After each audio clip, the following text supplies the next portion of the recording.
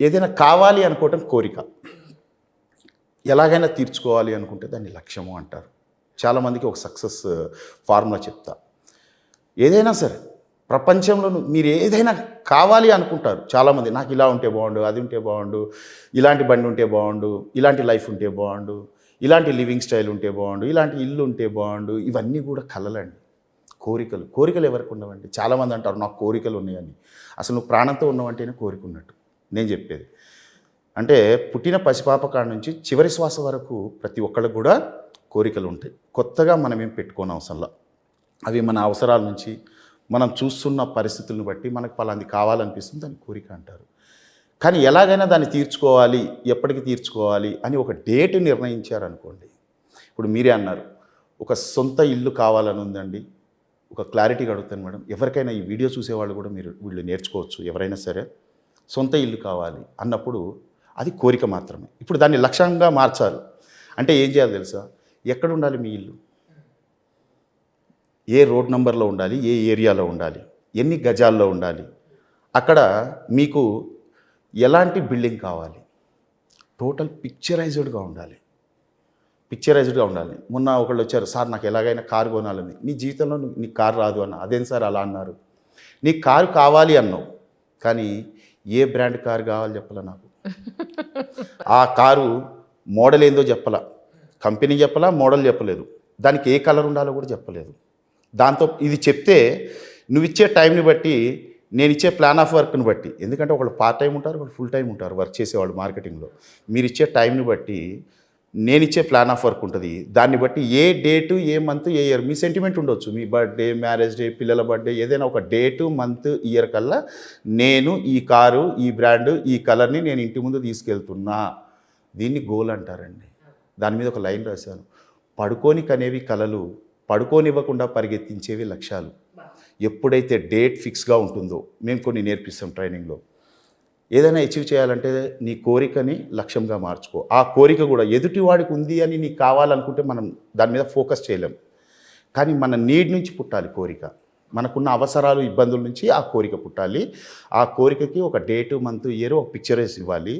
దాన్ని ఒక 5గురికి అనౌన్స్ చేసుకోవాలి. ఇంట్లో వాళ్ళతో సహా ఒక 5గురికి, దగ్గర వాళ్ళకి ఒక 5గురికి అనౌన్స్ చేయాలి. ఎందుకంటే అనౌన్స్ చేసినప్పుడు ఏం రా, ఎక్కడ దాకా వచ్చింది, ఇంకా తెస్తున్నావా, ఇలాంటి క్వశ్చన్స్ ఉంటాయి. మన మనసులో పెట్టుకోకూడదు. ఒక 5గురికి రెగ్యులర్గా కలిసి ఒక 5గురికి అనౌన్స్ చేయాలి. మన ఇంటి పరిస్థితులను బట్టి రెగ్యులర్గా నువ్వు విజిట్ చేసే కొన్ని 5 ప్లేసెస్లో దాన్ని పోస్టర్గా, విజన్ బోర్డ్ అంటారు చూడండి, గోల్ కార్డ్ అంటుంటారు కొంతమంది. అలా మనము అదే కారు, ఆ బ్రాండు, ఆ కలర్తో సహా దాని ఫోటో కింద డేట్ వేసి అక్కడ అంటించేయాలి. రెగ్యులర్గా పడుకొని లేవగానే నీకు ఫేస్ చేసేకెళ్ళి ఒకటి దగ్గర మేకప్ వేసుకొని డ్రెస్సింగ్ వేసుకునే డ్రెస్సింగ్ రూమ్ మిర్రర్ పక్కన ఒకటి, రెగ్యులర్గా లంచ్ డిన్నర్ చేసే టేబుల్ ఏ చైర్లో కూర్చుంటావో దానికి ఆపోజిట్లో. సో మనకి లక్ష్యం ఎదురుకుండా కనిపించాలి. ఒక 5 ఎలాగంటే ఇక ఫోకస్ దాని మీదే ఫోకస్ ఉండాలి. ఎందుకంటే హ్యూమన్ బ్రెయిన్ ఎలాంటిదంటే అండి, wherever you focus your energies will flow there. మనం ఎక్కడైతే ఎక్కువ ఫోకస్ చేస్తుంటామో మనలోని ఎనర్జీస్, మనం అనుకుంటాం ఏం ఎనర్జీస్ ఉండవని. వరల్డ్స్ బిగ్గెస్ట్ ఫార్మసీస్ ఎక్కడుంది, వరల్డ్స్ లార్జెస్ట్ ఫార్మసీస్ ఎక్కడుంది అంటే హిస్టరీ చెప్తుంది Mucherla pharmacies. World's largest pharmacies మన శ్రీశైలం హైవేలో ఉన్న ముచ్చెర్ల ఫార్మసీస్ అంటుంటారు. కానీ మేము ట్రైనర్లుగా నేను చెప్పేది మన బ్రెయిన్ అండి. దానికి మించిన ఫార్మసీస్ ఎక్కడా లేదు. సో నువ్వు ఏం చేస్తుంటావు, నీలో ఎన్ని శక్తులు ఉన్నాయి, ఎప్పుడెప్పుడు ఏ టైంలో ఏ కెమికల్స్ రిలీజ్ చేస్తూ ఉంటుంది ఆటోమేటిక్గా, నేను ఎలా ఫోకస్ చేస్తూ ఉంటుంది, ఇవన్నీ కూడా చాలా ఇంపాక్ట్ అవుతూ ఉంటాయి. అలానే లివింగ్ స్టైల్ మారాలి అంటే విషింగ్ స్టైల్ మారాలి అని కూడా చెప్తూ ఉంటాం మేము.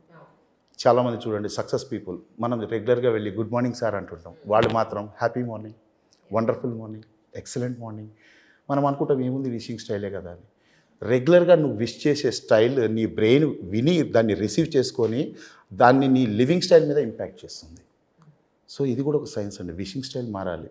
గొప్పగా బ్రతకాలి అనుకునే వాళ్ళు గ్రేట్ మార్నింగ్ అని వాడాలి. హ్యాపీగా బ్రతకాలనుకునే వాళ్ళు హ్యాపీ మార్నింగ్ అని వాడాలి. అవుట్డేటెడ్ లైఫ్లో బ్రతుకుతా, చాలే మా తాతలు బతికినట్టు నేను బ్రతుకుతా అంటే గుడ్ మార్నింగ్ వాడండి. చాలామందిని ఇప్పటికి కూడా హౌ ఆర్ యూ అంటే ఫైన్ అంటుంటారు. సక్సెస్ పర్సన్స్ చూడండి, హౌ ఆర్ యూ అంటే awesome, top of the world. ఆ గొప్ప పదాలు వాడాలండి. నువ్వు ఎంత గొప్ప పదాలు వాడితే మన జీవితం అంత గొప్పగా ఉంటుంది.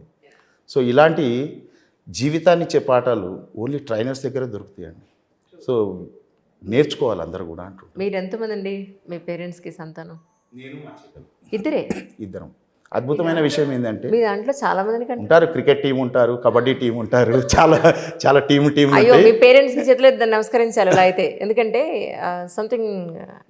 మేమిద్దరమే. ఒక ఆశ్చర్యకరమైన విషయం ఏంటంటే ఈ రోజుకు ఏ మీడియాలో అంటే ఈ క్వశ్చన్ రాలేదు కాబట్టి నేను చెప్పలేదు. మా ఫాదర్ మదర్కి మేమిద్దరం. మా ఫాదర్ పేరు షేక్ జానీ సైదులు, అమ్మ పేరు షేక్ హుసేన్బి. వారికి ఫస్ట్ పుట్టిన సంతానం నేను. 7th ఆగస్టు నా డేట్ ఆఫ్ బర్త్. నాకు మా చెల్లెలకి 4 years గ్యాప్. మేము ఇంట్లో ఉంది ఇద్దరమే. మా చెల్లెల బర్త్డే కూడా 7th ఆగస్టే. 4 years gap. It's a wonder thing. Oh my God. అది మాకు ఎప్పుడు కూడా ఒక పెద్ద సెలబ్రేషన్ ఆ డేట్. ఎందుకంటే ఉంది ఇద్దరమే, ఆ ఇద్దరిది ఒకటే డేట్ ఒకటే. మళ్ళీ మేమిద్దరం కూడా నార్మల్ డెలివరీ. ఓకే. అప్పట్లో సిజేరియన్ ఇవన్నీ లేవు కాబట్టి normal delivery. Year 4 years gap, కానీ డేటు మంత్ సేమ్. 7 నెంబర్ చాలా మొండి వాళ్ళు సార్. 7 ఒకటి, 9 ఒకటి, 1 ఒకటి, ఎవరి మాట అంటూ చాలా మొండిగా ఉంటారు నువ్వు. మేబీ ఎందుకంటే ఈ న్యూమరాలజీ ఇవన్నీ కూడా నమ్మకం అండి, నమ్మకం మాత్రమే. నేను అనేది నమ్మకం మాత్రమే. ఇవాళ నిజమేంది అంటే డబ్బు. నా దృష్టిలో నేను మాట్లాడేదాన్ని, ఎందుకంటే నా కాన్సెప్టే ఒకటండి.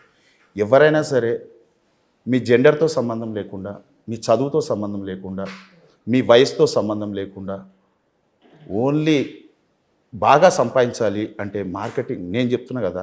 సో డబ్బు ఈరోజు ఏది లేకుండా, ఎటువంటి క్వాలిఫికేషన్ లేకుండా మీరు ఫినాన్షియల్ ఫ్రీడమ్కి రావచ్చు. సో చాలామంది అంటారు ఫైనాన్షియల్ ఫ్రీడమ్ అంటే ఏందనుకుంటున్నారు. ఫర్ ఎగ్జాంపుల్ చాలామంది ఏమనుకుంటారు, చాలామంది అనుకునేది వాళ్ళ ఇష్టానుసారం ఖర్చు పెట్టడమే ఫైనాన్షియల్ ఫ్రీడమ్ అనుకుంటారు. దాంట్లో చిన్న లైన్, దాదాపు 90% కరెక్టే చెప్పారు. మీరు ఏది తినాలన్నా, ఏది కొనుక్కోవాలన్నా, ఏది కావాలనుకున్నా ప్రైస్ ట్యాగ్ చూడకుండా దాన్ని కొనగలగాలి. ఎంత డబ్బులు ఉంటే మాత్రం మీరు కూడా బాగున్నారు సార్. అసలు వాడు ఎక్కువ పెట్టాడు కదా ట్యాగ్లో అని చెప్పి అంతా పెట్టుకునేటో ఎంతవరకు సబబు? మనం కూడా కొద్ది గొప్ప బార్గెన్ చేయాలి కదా, ఉంది కదా అని అనవసరంగా వేస్ట్ చేసేస్తామా? చూడండి, ఫినాన్షియల్ ఫ్రీడమ్ అంటే మీరు ఏదో జ్యువెలరీ షాప్కి వెళ్ళి కొనమనట్లేదు, లేదా ₹1,00,000 అనట్లేదు. మీరు జనరల్గా ఇంటి దగ్గర ఉదయాన్నే వంట చేద్దాం అనుకుంటున్నారు. ఒక వెజిటేబుల్ బండి వచ్చింది, వాడి దగ్గర 7-8 రకాల వెజిటేబుల్స్ ఉంటాయి. మనకు టమాటా కావాలి, మనం ఏం అడుగుతామండి ఫస్ట్ వాడిని? ఎంత? ఎందుకు ఆ క్వశ్చన్? టమాటా కొనలేని స్టేజ్ కాదు కదా. ఇప్పుడు నేను అనేది ఏంటి అంటే చూడండి, పెద్దయ్యా అని అనట్లేదు. కరెక్ట్. ఈరోజు మా టీంని కొంతమందిని తీసుకొని నేను ఒబరాయికి అప్పుడప్పుడు, అంటే నేను ఎలా అంటే నేను కింద ఫుట్పాత్ పక్కన ఒక బండి మీద టిఫిన్ చేస్తాను. స్టార్ హోటల్కి వెళ్ళినప్పుడు ఆ నైఫ్, ఫోకు, స్పూన్ ఎలా ఆపరేట్ చేయాలి అది నేను ఆపరేట్ చేస్తాను. అది నా టీంకి కూడా నేర్పిస్తూ ఉంటాను. సో అది నేర్పించడానికి నేను చాలాసార్లు వాళ్ళని తీసుకెళ్తుంటాను. సో తీసుకెళ్ళినప్పుడు మన కృష్ణ ఒబరాయిలో లంచ్ చేసి బయటకు వస్తుంటే పక్కనే ఒక షోరూమ్ కనపడ్డది, మౌంట్ బ్లాంక్ షోరూమ్. అది చూడగానే అరే మౌంట్ బ్లాంక్ షోరూమ్ మన దగ్గర హైదరాబాద్లో ఉందా? ఎందుకంటే జనరల్గా లేవు అవి. ఎవరన్నా అమ్మితే 1 పెన్ను, కానీ షోరూమే ఉంది, వాడి brand. So it's a big brand, German company, big brand. మన ఇండియాలో అమితాబ్ బచ్చన్ గారు దానికి బ్రాండ్ అంబాసిడర్ కూడా. సో ఎమ్మటే లోపలికి వెళ్ళాను, చూశాను, ఒక పెన్ పట్టుకున్నాను. సార్ ఆ పెన్ కాస్ట్ ఎంతో తెలుసా అని అతను సేల్ పర్సన్ చెప్పాడు. ఎమ్మటే స్టాప్ అన్నాను.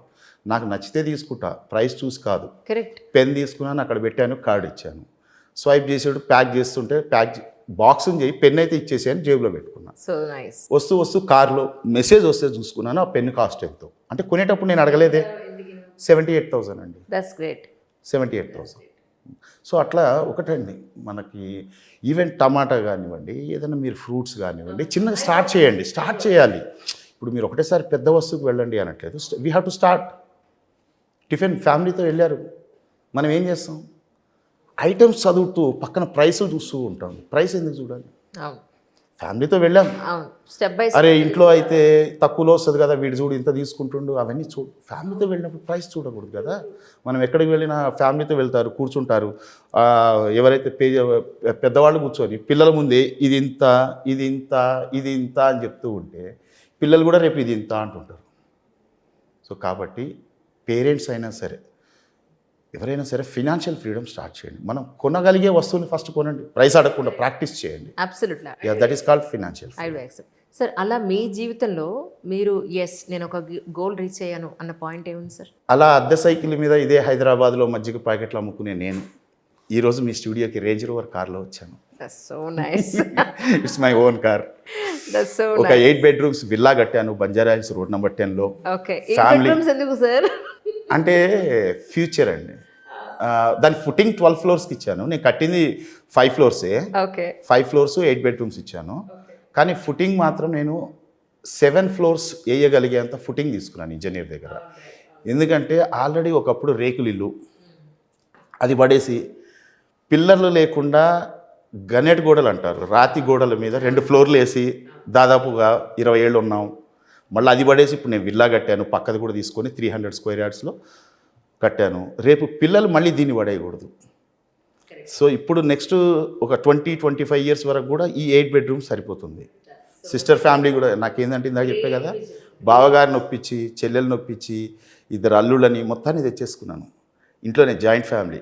ఇక్కడ అన్నదమ్ములు కూడా జాయింట్ ఫ్యామిలీ గారు, నేను సిస్టర్ ఫ్యామిలీని జాయింట్ ఫ్యామిలీ చేసుకున్నాను. That's so nice sir. నిజంగా అమ్మాయి వెళ్ళిపోయింది, మన ఇంటి పేరు మారిపోయింది, మనకి సంబంధం లేదు, ఎవరింటి పిల్లో వాళ్ళ పిల్లలు మనకెందుకు అనుకునే ఈ రోజుల్లో ఆడపిల్లని కూడా మనంతా ఒకటే, ఒక ఫ్యామిలీ, మనంతా ఒకళ్ళకొకళ్ళు సపోర్ట్ చేసుకుంటున్నాం. ఏం లేనప్పుడు మా చెల్లెలు, నేను, అమ్మ, నాన్న, మేము మాత్రమే కుటుంబం, మేమే ఫ్రెండ్స్, ఇక ఇదే ప్రపంచం.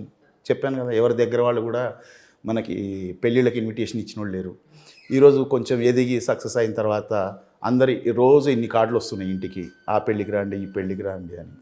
సో కాబట్టి లేనప్పుడు మేము మాత్రమే ఉన్నాం. ఈరోజు కూడా మా ఫ్యామిలీస్ కలిసే ఉండాలి అనేది నా ఇంటెన్షన్.